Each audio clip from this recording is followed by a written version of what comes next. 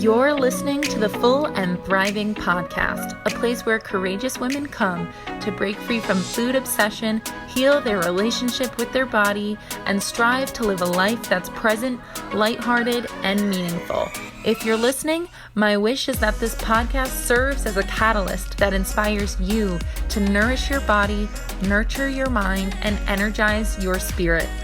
I'm your host, Meg McCabe, a certified life coach and eating disorder recovery coach with a PhD in having a good time. Just kidding about that last part. Anyway, thank you so much for listening and enjoy the show.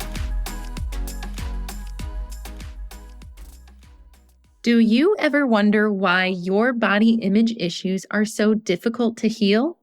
Do you ever wonder why there are some days you feel pretty good in your body, and then the very next day you feel terrible in the same body? Well, today my guest, Marci Evans, and I unpack the complexity of body image, why it's so complicated, and provide some helpful ways for you to continue healing your own body image. Now, who exactly is Marci Evans?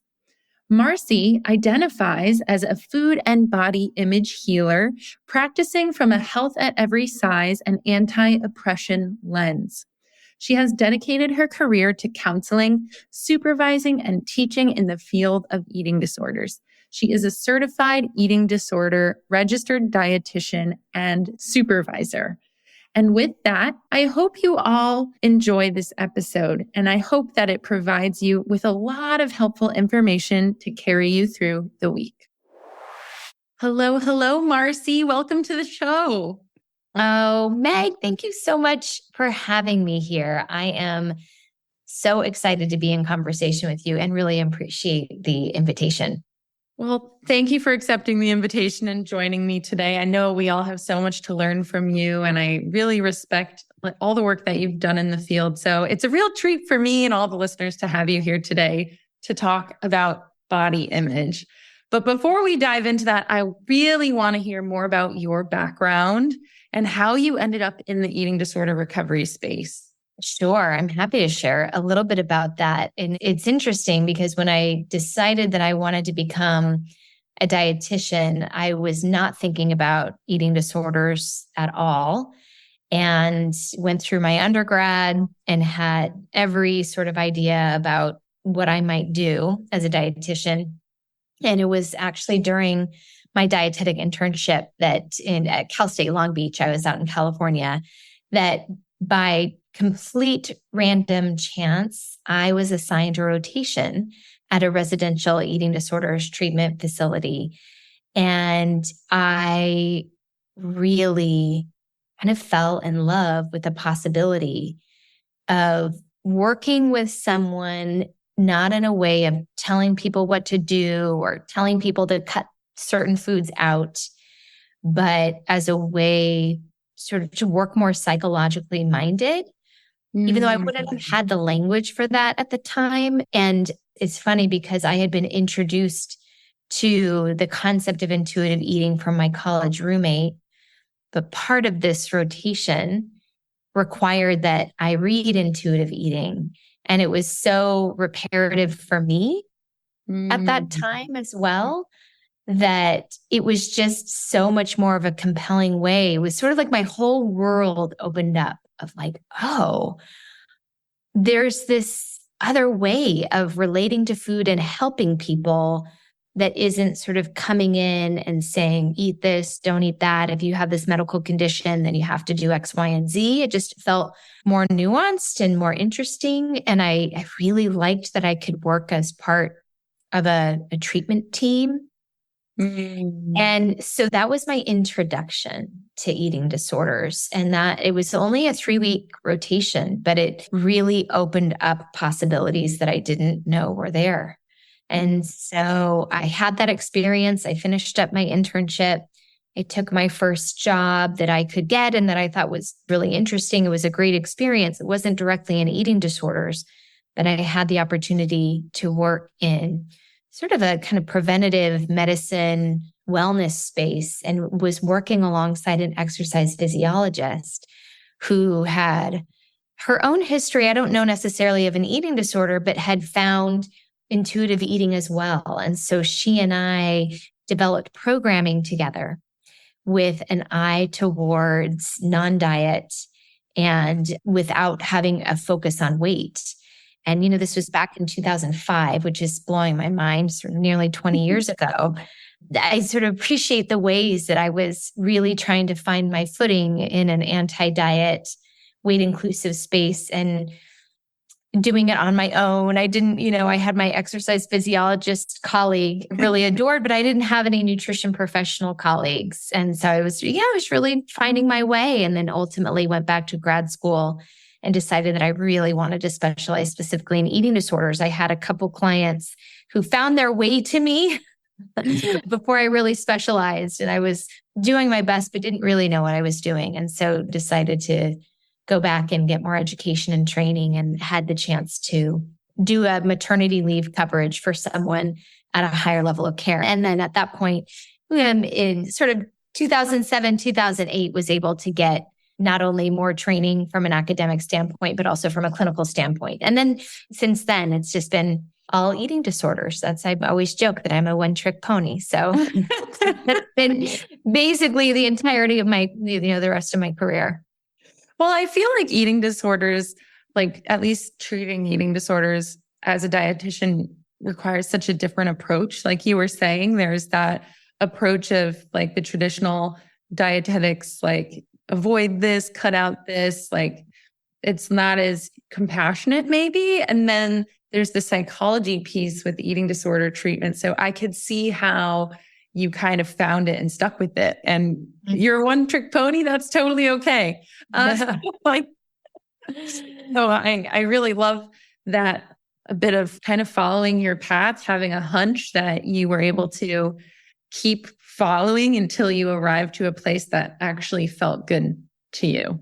Yeah. Yeah. And I'm always kind of evaluating and reevaluating my career and what I'm doing and where I'm going. And of course, went back and forth. Do I get a doctorate? Do I become a therapist? Do I really want to be a therapist rather than a dietitian? And I actually got really clear at some point that I love being a nutrition professional who can work therapeutically. Doesn't mean I have to become a therapist. And I love my role on the treatment team because I get to utilize the strength of my training as a dietitian, which is really understanding the medical side of things, but then bringing together the psychology and more of the heart side and emotion side of things. And so nutrition, we really get to bring both of those together in our role. And to me, it's the best. I love my job.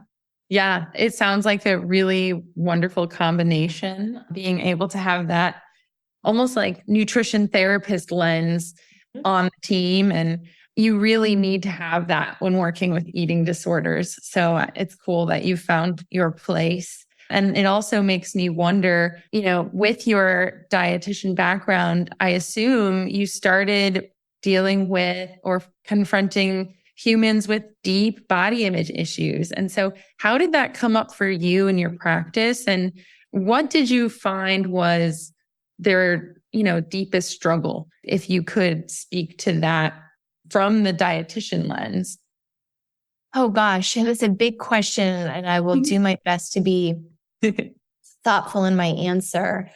We think about, and I don't actually think about it all that much when I'm sitting with a client, but from a sort of talk a little bit from a clinical standpoint, diagnostically, body image and negative body image and difficulty with body image is like part of making the diagnosis of eating disorder. Yeah. So when you're working specifically with eating disorders, as I have and as I do, there's kind of this assumption that there is a difficulty with one's body image. And it's interesting because negative body image is not something that is only specific to people with eating disorders. There's kind of this term that you've probably heard, normative discontent, meaning it's sort of like it's normal to have this wrestle with one's body. And so one of the things that I've spoken about to general audiences of dietitians who don't specialize in eating disorders is that we don't get any training in the body image piece. I mean, we don't get any training in the eating disorders piece typically, or very minimal training, not to mention body image, which often is thought about as the therapist's scope of practice and not the nutrition professional scope of practice.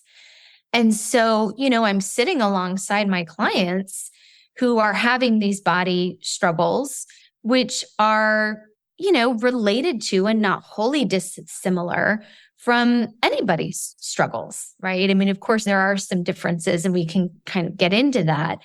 But, the experience of just about every professional, regardless of whether they're a coach or a dietitian or a nurse or, a therapist, is that virtually nobody has training in body image. It's sort of just this universal, we're all kind of struggling in our bodies and how do we help one another?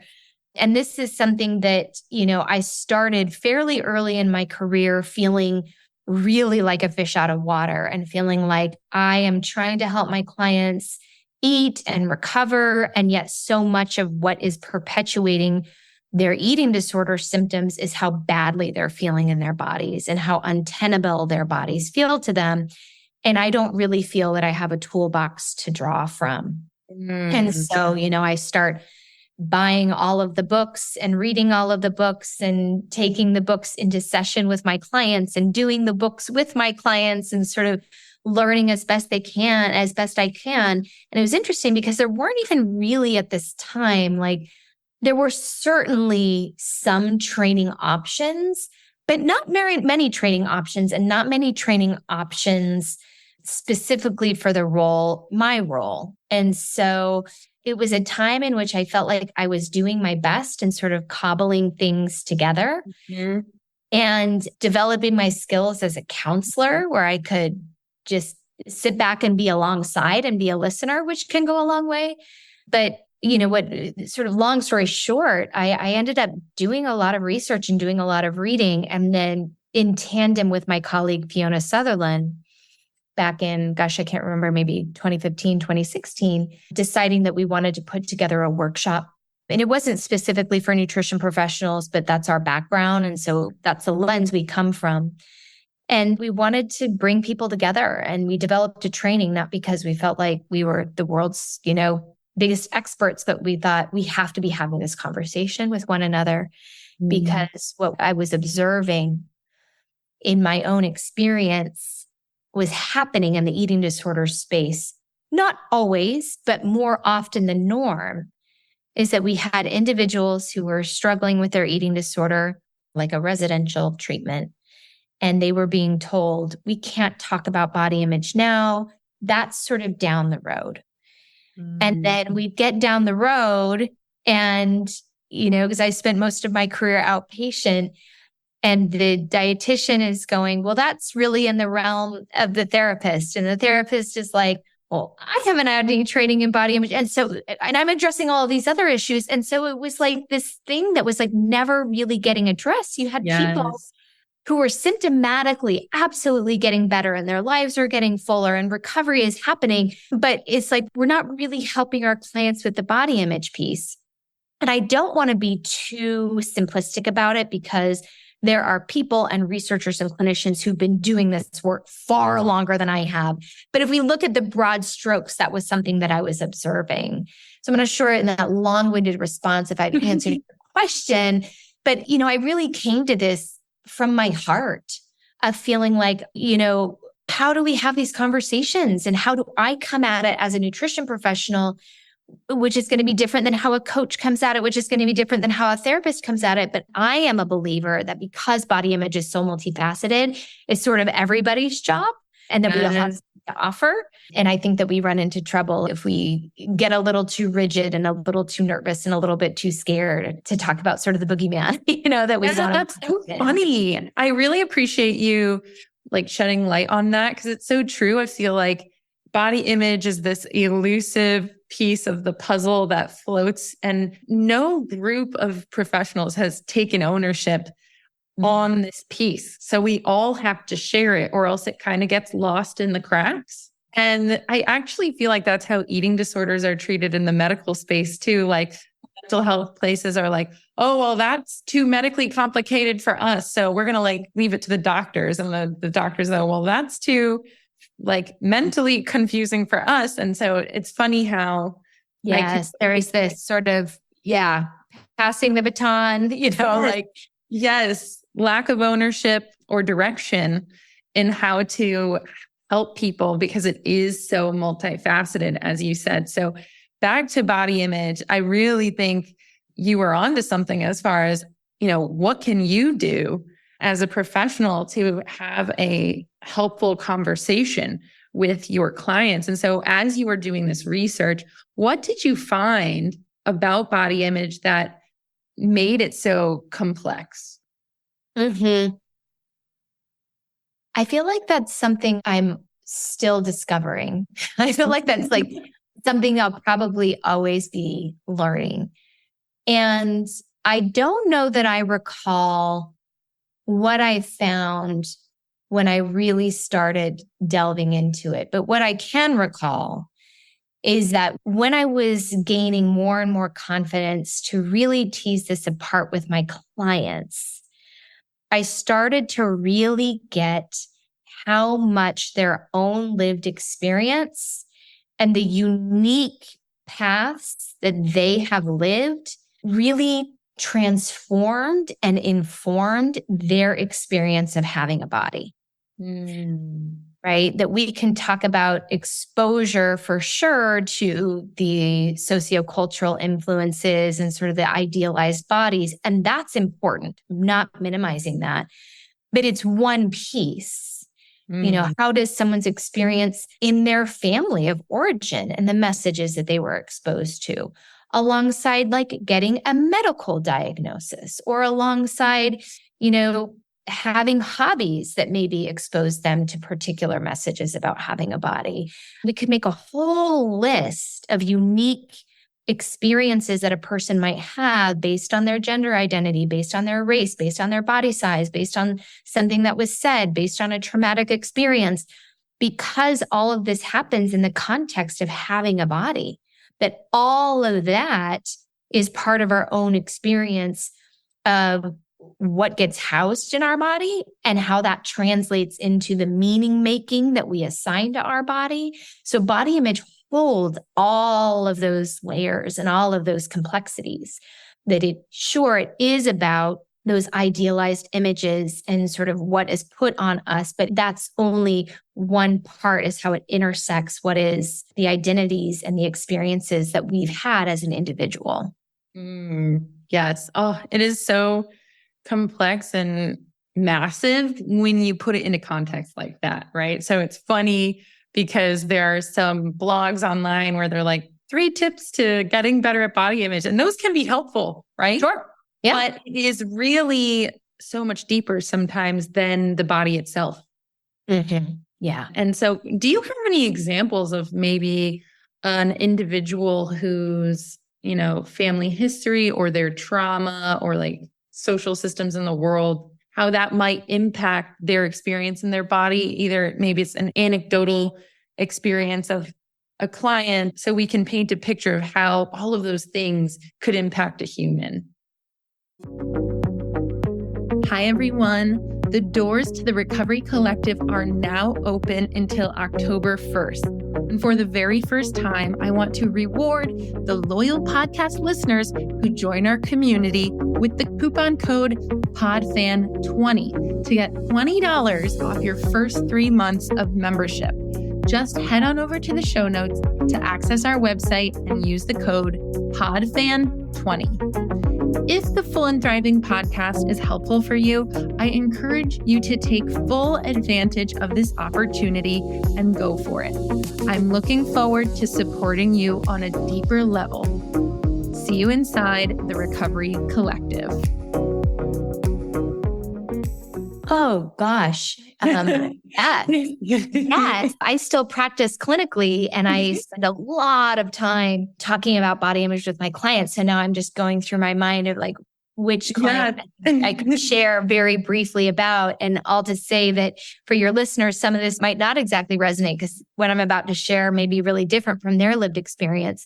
But I'm thinking about a client for whom, growing up, she was given the message from a very young age that her body was unacceptable, that it was too big. And so from a very young age, she was given messages that her instincts around caring for her body were absolutely wrong. So she was, by her well-intentioned parents who were doing the best they could with the tools that they had, right? They were limited from what was handed down to them, right? It becomes generational and generational trauma. But from a very, very young age, she was put on a diet. And because she lived in a higher weight body from the time she was little, she was just always bigger on the growth curves. And so what began to happen was not only this messaging around your body size is wrong, but also this real strong messaging around her not being able to trust herself, that her sense of her appetite was then wrong. How she wanted to use and move her body was then somehow wrong because it was all dictated through the lens of what you're doing is creating this body that's too big.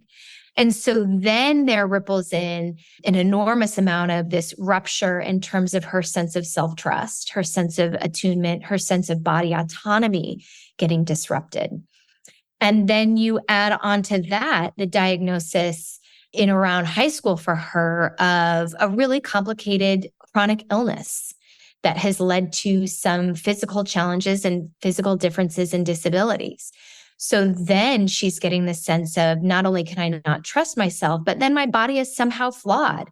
It's wrong. It's not functioning in a way that it's quote unquote supposed to, or the way that a body's supposed to be. So there's the erosion of that self-trust coming in a different direction related to this diagnosis. And then, of course, things that were said to her, unfortunately, by medical providers.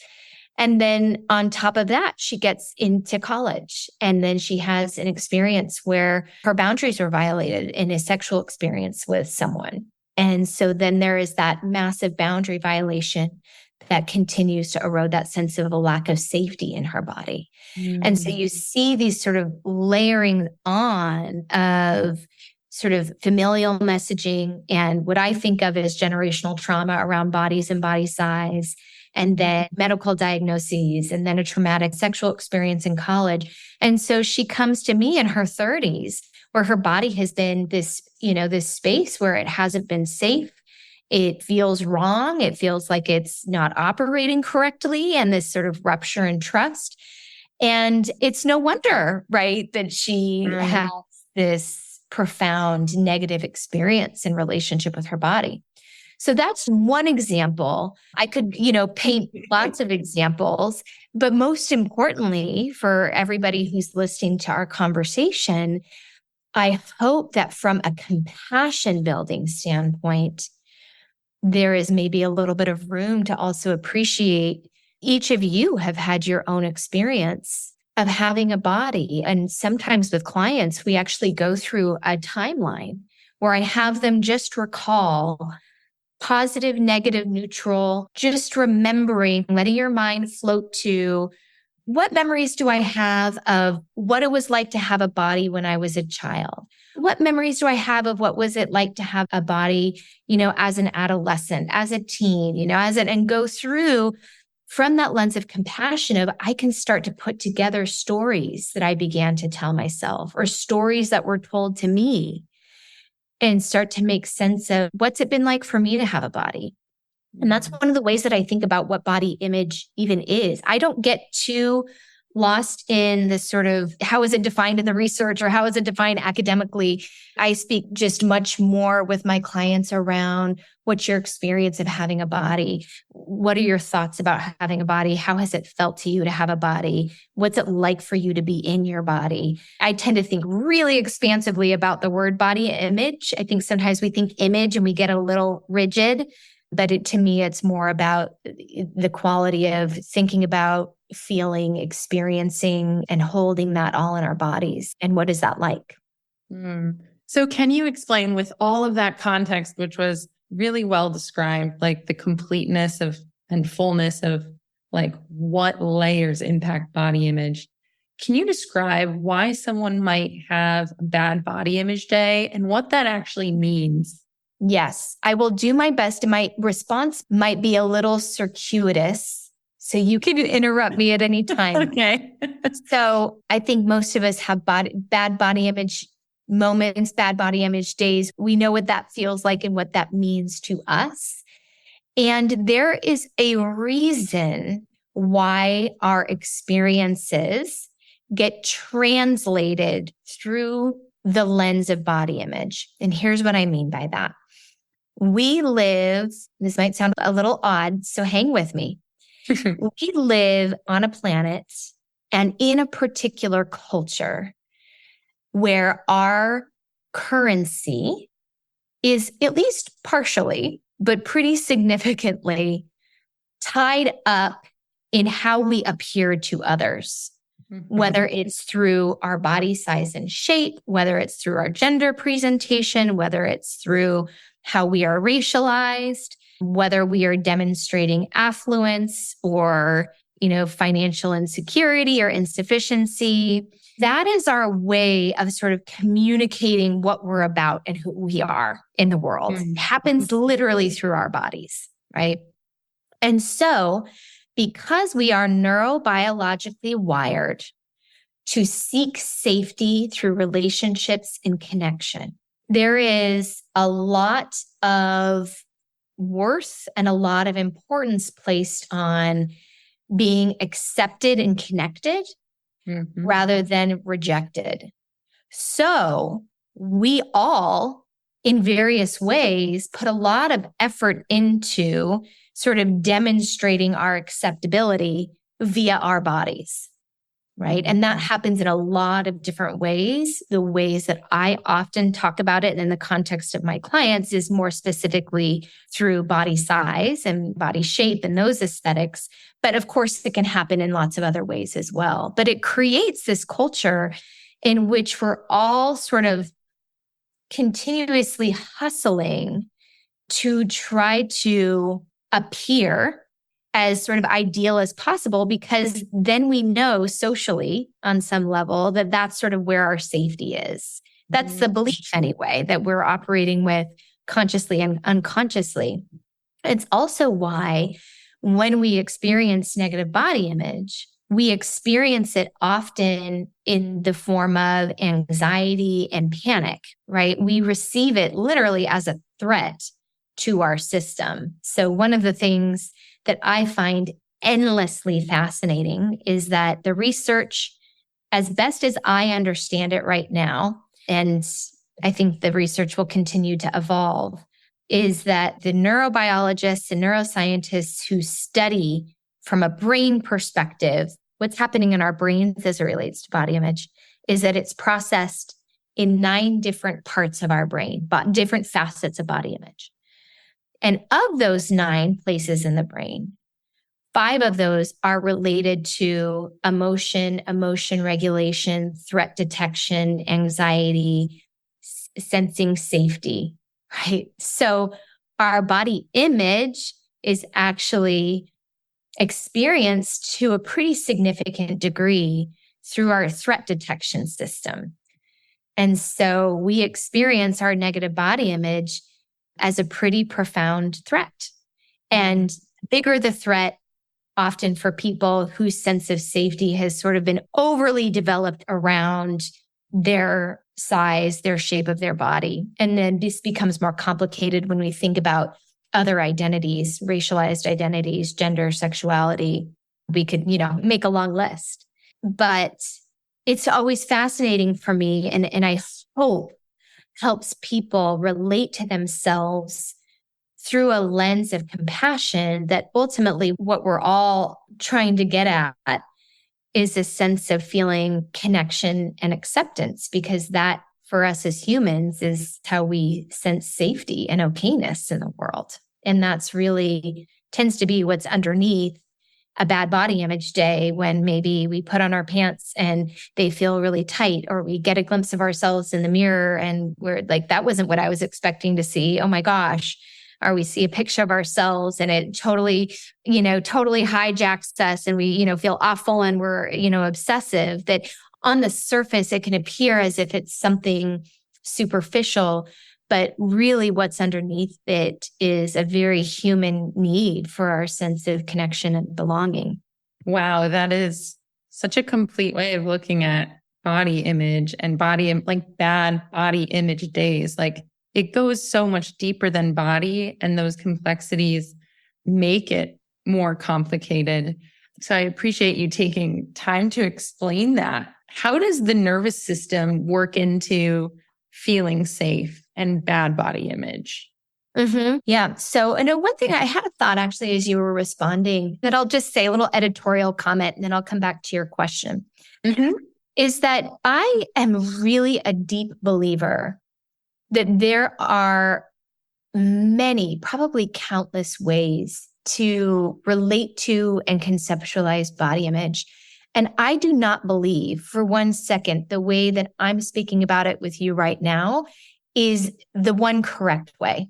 I think it is a way, right? Mm-hmm. And so if this resonates for you, wonderful. And if it doesn't resonate for you, wonderful. And I love that you're in tune with that and you're noticing that, follow that, trust that. I think that because it is so layered and complicated, that there are lots of ways to know and experience and relate to. So I just wanted to name that. It's often something I'll say up front when I start talking about body image, is that there are a lot of different people talking about ways to approach this. And that's wonderful. That's a great thing. I want more and more people talking about it and thinking about it.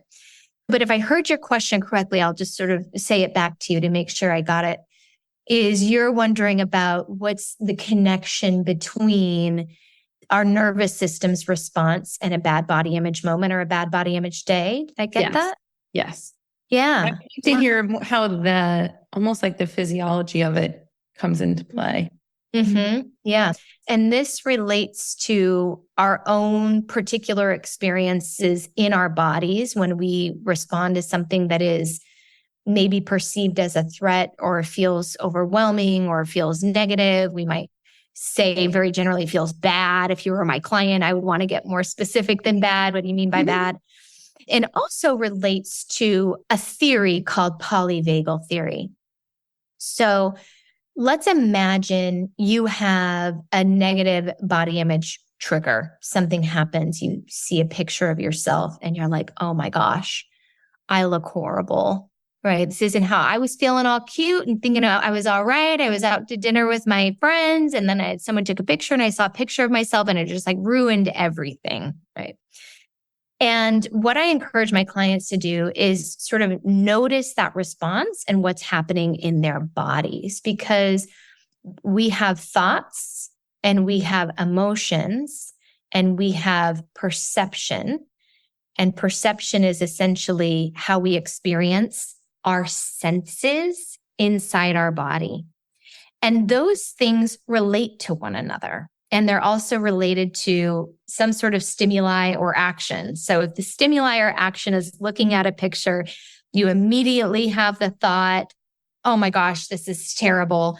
You notice that your stomach drops and then your sense of your body immediately transforms on a dime. You're immediately this sort of like beastly person, right? And it all happens really, really quickly, but it all happens in relationship to one another. But you notice that there is some sort of physiological shift. So for some people, they might notice that they go numb. Another person notices that they feel sick to their stomach. Another person notices that their heart is racing really fast. So if we were to track that along a nervous system response, we think about a fight flight response, which is sort of this activation. I sort of think about the energy moving up, and another person might move into more of what's called a dorsal response, or they might go low into more of a depressed, numb, maybe more kind of like dissociated place.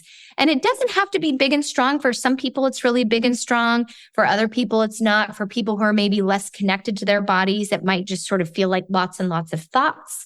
So, and again, everybody's experience is going to be different, but the idea is that something happens. You have an event right? And then that trips off sort of a response inside your body that is going to be connected somehow to your nervous system. And we experience our emotions in our bodies. We feel them literally through the cells of our bodies. And then we've got our minds, which have a story and a meaning making. We are meaning making machines. Our brains instantaneously create meaning all of the time. It's not good, bad, it just is. And it's important to develop the skill of being a noticer. So one of the core skills that I work on with my clients is developing the capacity to be an observer of their experience rather than just in it. And I can give a quick example of that. Sure. Okay. So literally the session I was having before you and I hopped on our conversation is I have a client who is doing beautifully in her recovery, and we continue to meet every other week and work on body image. And she said, Marci, I had this experience. I was on this vacation and I saw someone who for her sort of looked like, I'm not proud to admit this, but I was, and this has been a longstanding experience for her, that she immediately becomes enraged with this person. She has such anger and loathing and sort of like daggers at this person. And she said, but you want to know the change? She said, historically, I would be completely subsumed by that. Like I would be just utterly unable to sort of see my way out. And my whole experience on this vacation in that moment would have been totally hijacked by my hatred and loathing and anger at this person. And then the thoughts, and again, would just sort of be tumbling out.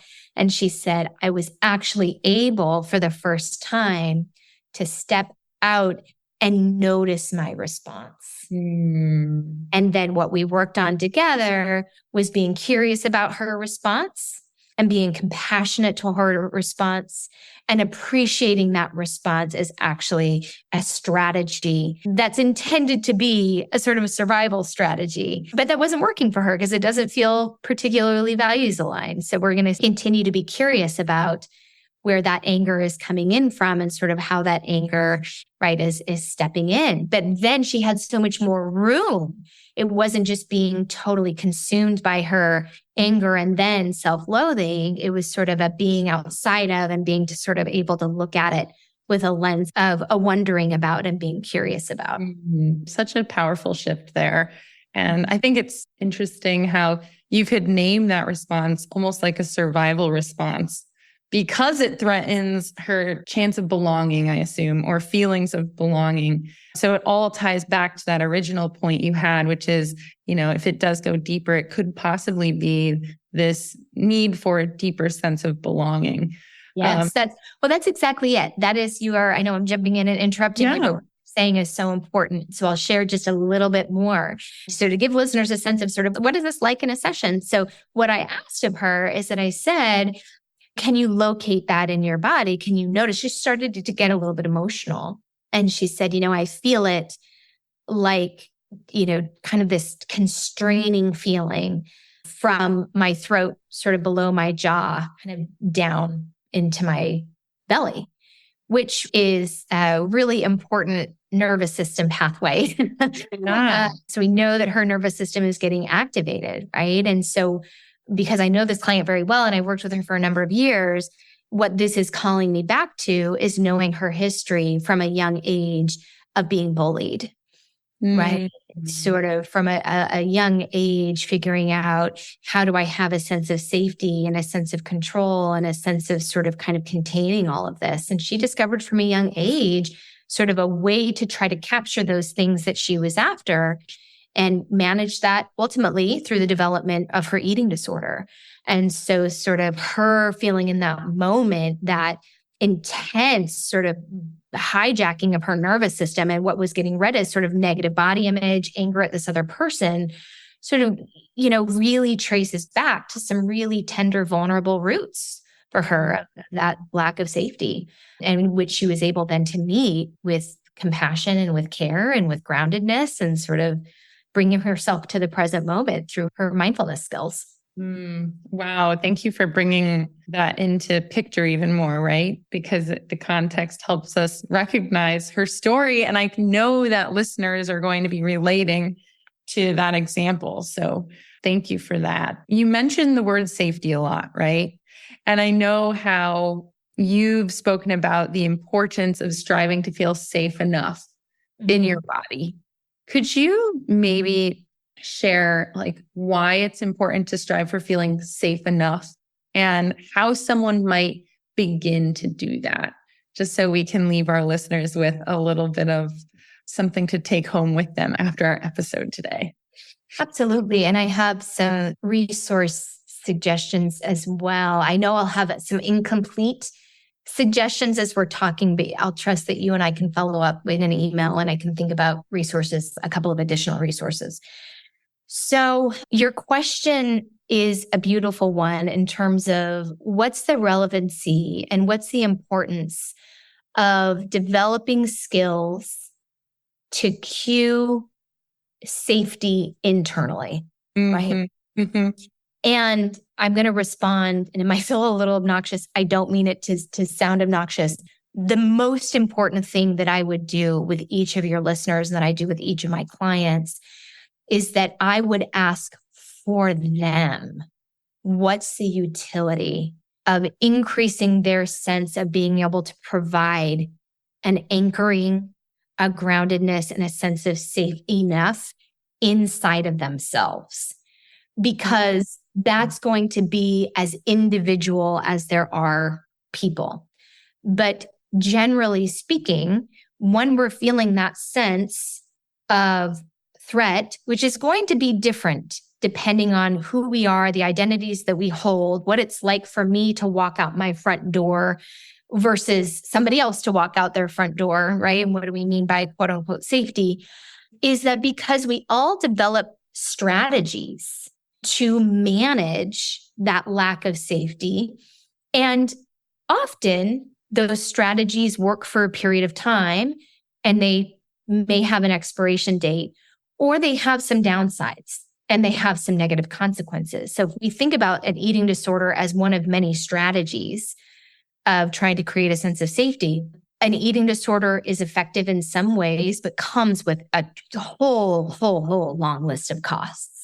Mm-hmm. Right. And so the capacity to be able to cultivate inside of ourselves a safe enough with strategies that are caring, that are compassionate, and that are non-harmful means that we are much more freed up to live a full life, to live a life that's in alignment with our values, to actually be connected, right? So what we want is connection. Some of the most devastating consequences of an eating disorder are the ways in which it actually creates disconnection. Mm-hmm. So a very simple example is that it's very hard to be present at dinner with a friend when all you're thinking about is the noise of what am I going to order? What's in this food? What's this food doing to my body? Right? I mean, you can actually be all that present. So of course we could go to, give some other types of kind of more extreme examples of being profoundly disconnected in the world as a result of the eating disorder. And so when we're able to develop these strategies to be really, I love the words of Deb Dana, who has done so much work with polyvagal theory, which I was talking about earlier, this idea of being able to befriend our nervous system. And which I think is like such beautiful, beautiful language, is that when we have the ability, I talk about this all the time when I talk about body image, it is about being alongside that which is overwhelming, that which is difficult, that which is a source of grief, a source of pain. And I hope for the joyous moments. Like my client who I was talking about earlier, she's like, I was on a trip and for the first time I was in a bathing suit and was like, yeah. And I mean, that made me thrilled. I yearn for moments like that. But really body image, quote unquote, work is about developing the capacity to be alongside that dysregulation, that disappointment, those really hard things. And that when we can do that, we are opened up for so much more, right? So does that answer your question? Yes, that is truly beautiful. And it's a nice way for us to wrap up our conversation today. It's a reminder that a lot of the body image work comes with being with those difficult emotions instead of letting them consume you, and befriending your body and maybe approaching those moments with more compassion. So I love the way you answered that. And I really appreciate that. You want to get a little, I know before we wrap up, do you want to get a little practical? Well, I didn't answer that part of your question. We didn't talk about necessarily sort of like what that might look like or how. Sure. I love practical because I'm a coach. I love practical. I want people to walk away with maybe if something they can do at home to befriend their body or something like that. Yes. We think about what cues safety for us. And that is, oh my gosh, as individual as we come. So that might be finding some connection with somebody who is trusted, right? Who we might say, I am having such a bad body image moment. And they won't join in with, oh, I know I hate this about myself too. That is so hard. I care about you so deeply. Our relationship has nothing to do with, what you're experiencing in your net body image, but I'm with you. I love you. I appreciate this about you. This is why I choose to have you in my life, right? So we're sort of like juicing up that connection piece. That could be one way. Another way, I have a client who her most compelling work happens in her journal. And so she uses her journal as a way to connect to what grounds her. Literally, she writes it to herself, dear self. And she finds such wisdom in there. For other people, they're going to be more kinesthetic. For another person, they're going to need a weighted blanket in that moment. Or for me, scent is like everything. So for me, it's like lighting a candle, literally like smelling essential oils. Lotion's a really big one for me. For another person, it might be sort of safe touch. So I have another client and immediately she grabs her dog and then her dog goes on her lap. So it is about how in this moment do I cue to myself and my system a sense of safety. Not safety with a capital S, but like you're giving yourself like a little moment of it, a little moment of care, of tenderness, of respect, whatever that looks and feels like or sounds like to you. For another person, it is literally, I have a client who, for her, so I'm on the East Coast, I'm in the Boston area, and she will literally look up on YouTube and looks at gentle waves on the coast of Maine. That's her thing. And so she'll sit and she'll watch that. And so, so often it's like, but I just want my body to change. I just want to look like so-and-so. But really, like if I could wear this outfit, like it would be so much better. And you're telling me to look at pictures of an ocean. Like this is ridiculous. But underneath it, really, it is about meeting our bodies and our nervous system with that sense of a little bit of safety, a little bit of compassion. And I have a model that I share, and I have no idea whether or not this is something you can share with your listeners, but I talk about the foundation of supporting body image. And it's literally a foundation. And these are examples. It's not exhaustive of like connecting with core values, utilizing those mindfulness skills, tapping into community, right? For some people, it's a spiritual practice, their religion or spirituality that connects them to a larger sense of meaning and purpose. And I'm really big on, as you can hear, sort of using our bodies as a way in that like our body can feel like the problem, but like actually utilizing our bodies is the way in and through. So those are some examples. There is a book that I am going to literally open up on my Amazon because I haven't bought it yet. So I'm making the big mistake of making a recommendation for a book that I haven't read yet, which I tell clinicians to never do what I'm doing right now. But I know this author, so I trust her. So there is a new workbook that I think came out very, very recently because I just ordered it. And it's called the Embodied Healing Workbook, The Art and Science of Befriending Your Body. And so that would be one. And I can send these to you. That would be a resource. And then there is another book by Deb Dana that is not a body image book specifically, but it's a book called Anchored. And I would highly recommend that book. So then the last book that I'll mention is, and maybe you've talked about it on your podcast, I'm not sure, More Than a Body by Lexi and Lindsay Kite, which is fantastic. So those are just a couple of ideas. Well, thank you so much, Marci. I appreciate the practical tips at the end. I know everyone can take one or two of those and run with it. And also, those resources sound fantastic. So thank you so much for those. For those who are listening, how can they connect with you online if they want to work with you or just learn more about what you do? So the easiest way to find me is it's always Marci, Marcird. So whether you go to Instagram, I'm not on TikTok. I can only manage so much social media. And it turns out in the spectrum of social media, I'm like an old lady. So I'm on Instagram. I'm on Facebook. I'm a little bit on Twitter, not that much. And then my website is marcird.com. I have a very, very small clinical practice and I'm not taking on new clients right now because I'm doing some writing projects. But I do have a couple of resources on my website that people can get that are free resources. One resource that I think might be my most downloaded resource, I believe, is a free PDF that is called But I Hate My Body. And so if folks go to my website, let me just pull it up and remember so I give correct directions. You go to marcird.com and you hover over nutrition counseling and you drop down to resources. It's the second resource that's listed, But I Hate My Body, cracking the code on body acceptance. So you can go grab that one. And then I have some other free meditations and things like that. And then if anybody's listening that happens to be a provider, I have some other additional resources for providers because I do a lot of training for clinicians. Wonderful. Well, I will have Bob, my podcast manager, put all those links in the show notes so that everyone can go get those resources. And Marci, I just want to say thank you so much for joining me on the show today. It has been a true delight. And I know that our listeners are probably already feeling really inspired by what you shared. So thank you so much.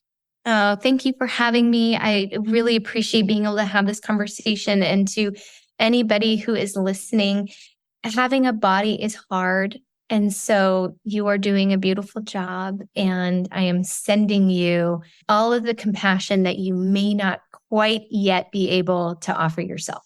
Thank you for that. All right, that concludes this week's episode of the Full and Thriving podcast. Thank you so much for taking the time to listen to this episode of the show. When you have a moment, please head on over to Instagram and follow my recovery coaching account at Meg_McCabe to stay up to date on everything I'm doing in recovery land. And if you're feeling extra inspired, please send me a direct message to let me know how this podcast has impacted your life. I'd love to hear your feedback. Thanks again for listening, and I'll see you next week.